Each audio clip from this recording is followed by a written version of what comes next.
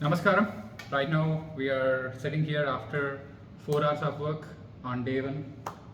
FR exam is done, and then we told you how we made a quick transition into AFM, and these guys have pulled it off really well. This is the actual strategy we planned to start. I don't think you can see it, but still I'm explaining. Index mapping is done in 50 minutes entirely, and then we finished financial policy and corporate strategy. Yeah, so they have finished reading the chapter and made quick notes for the exam day. If you glance it through, you can score 3 to 4 marks easily. This is done, and risk management is done. Yeah. Yes. So this is also done. It came into a single page. So a couple of chapters, 6 to 8 marks easily. And business valuation, merger and acquisition. They are directly doing it from the institute material. So we normally prefer institute material for almost everything, including the exams. And this is how it is processed. So on the exam day, if you look at it, you'll be able to get a quick recall of everything within, I would say, 10 to 20 minutes. I think that is the objective. And tomorrow in the morning, we'll be finishing security evaluation and security analysis. I think that can be done before breakfast. 2 chapters. Portfolio management, securitization before lunch. Can I finish it? Yes. Okay. Post lunch, slightly complicated topics for some of them, not all of them. Mutual funds and derivative analysis, especially derivatives, is a bit tricky. And finally, before sleeping, we have put in forex and international financial management because these are the topics which students are not generally comfortable with. But then, anyways, we want to cover, so we have put it at the end so that you can score 40% if you're not comfortable. This is how it is. On the day of the exam, we are going ahead with advanced capital budgeting decisions. Easy chapter, but it's a new one.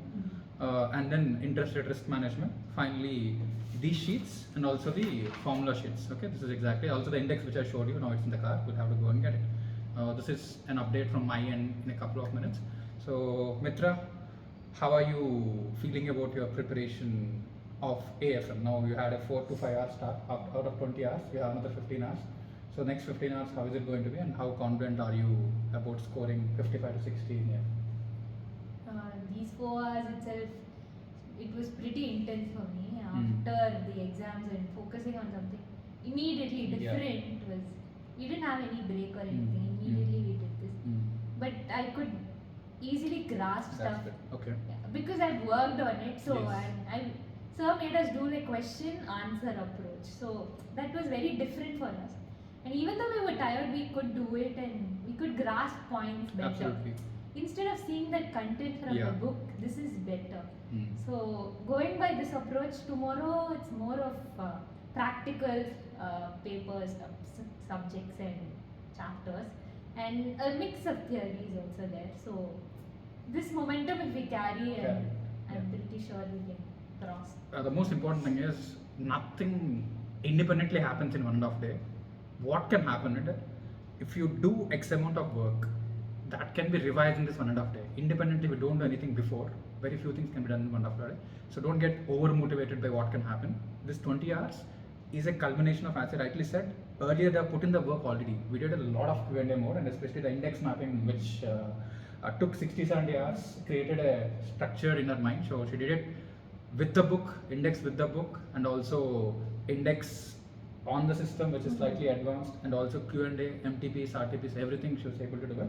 So that way, she already has that comfort. So this is about Mitra's preparation. Now with Manju, it's the extreme opposite of it, I guess. So basically, she joined in a bit late, not a bit late, slightly, probably at the last point where somebody can start preparing for the attempt. But still, she's able to quickly catch up. She's really doing well. The reason being, the focus is on essentials. Like for her, we went with the maximization.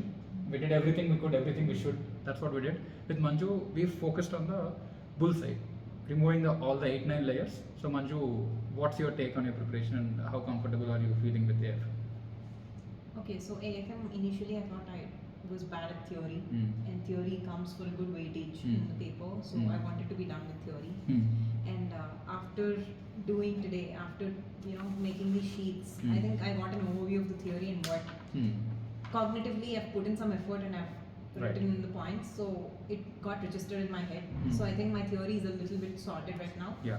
And regarding practical sums, I think I've already done them one cycle, and now by just going through them and understanding where I make mistakes should be, I think I should be pretty sorted with that. That's how is my preparation right now. So confident of scoring 50 plus? Yes.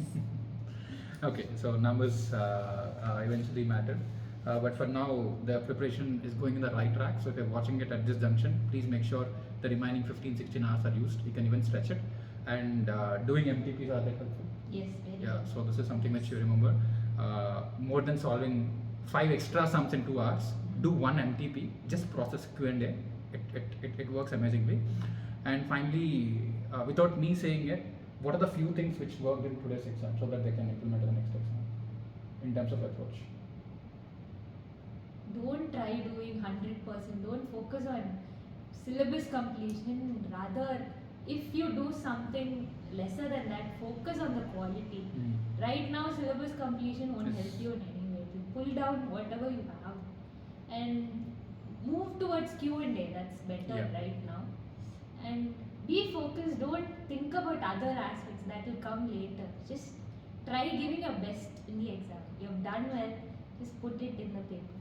Also, 3 things which they should definitely do in the paper while attempting. Now, talking about a 3 hour, 15 minute, what are the 3 things which work really well for you today? Exam presentation and approach to exam.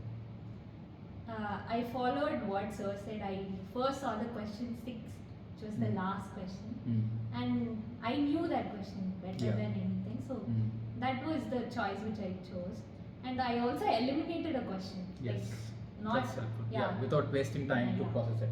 One of my questions I didn't even read it also, so I eliminated that. So one I chose, one I eliminated.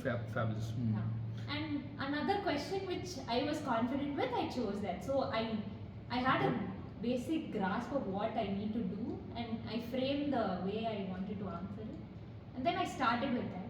That helped me gain that momentum. Absolutely. Like this is like some cricketers choose the kind of bowlers they want to take risks with. They play defensively with certain bowlers, let's say spin versus fast bowling, and they go with an all-out attack.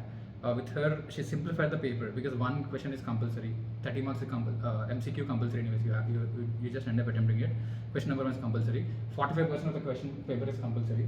Now you eliminate one more question, the whole thing becomes compulsory, where you're removing the need for decision making. A lot of people waste time in deciding multiple times.